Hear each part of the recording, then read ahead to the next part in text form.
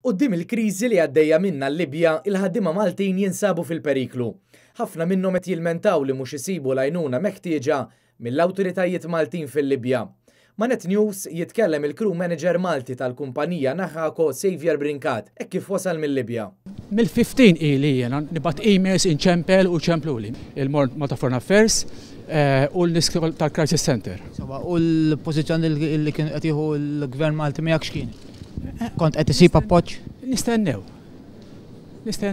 X'tip ta' appoġġ qed jingħataw il-Maltin fil-Libja? U l-pożizzjoni li ħadet l-ambaxxata Maltija miegħek x'kienet? L-ambaxxatur Menigali għax ħaxxa. Le, jiena kelli moral support. Daqshekk. Dik nista' ngħidilkom. Ma l-moral support mhux biżejjed. Provaw nagħmlulkom xi ħaġa. Dak kollox. Filwaqt li jsostini li mhux qed ikun mejjun issa u lanqas inħareġ fl-2011, Xavier Brincat isostini li l-Maltin qed jiffaċċjaw perikli kbar. Jiena rrid nitlaq, jiena sa 3 emilu bat email il-każ tiegħi x'inhu kemm qiegħed periklu fil-deżert jiena.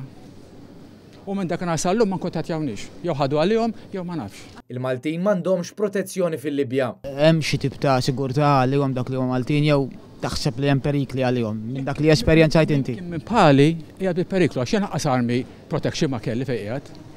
Laqas army protection. Il-Maltin fil-Libja qed jinsistu li jinħarġu mill-pajjiż mifni bi kriżi u vjolenza. Li l-aħjar pożizzjoni tkun li l-Maltin jinħarġu mill-Libja. Mill-aktar fis, jagħmlu mezz imma. Not just talking. Meta jgħid jagħmlu mezz qed tistenna li pereżempju l-gvern jipprovdi l-flights u xek. Pereżempju jiena qiegħed jiena 3 km bot hemm airstrip. 100 km bot Brega hemm airstrip ikbar minnha.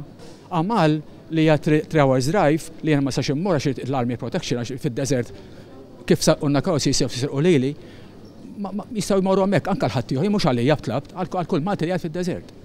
L-appell tal-Maltin lejn il-Gvern u ċaru qawwi. L-appell tiegħek lill-awtoritajiet x'inhu?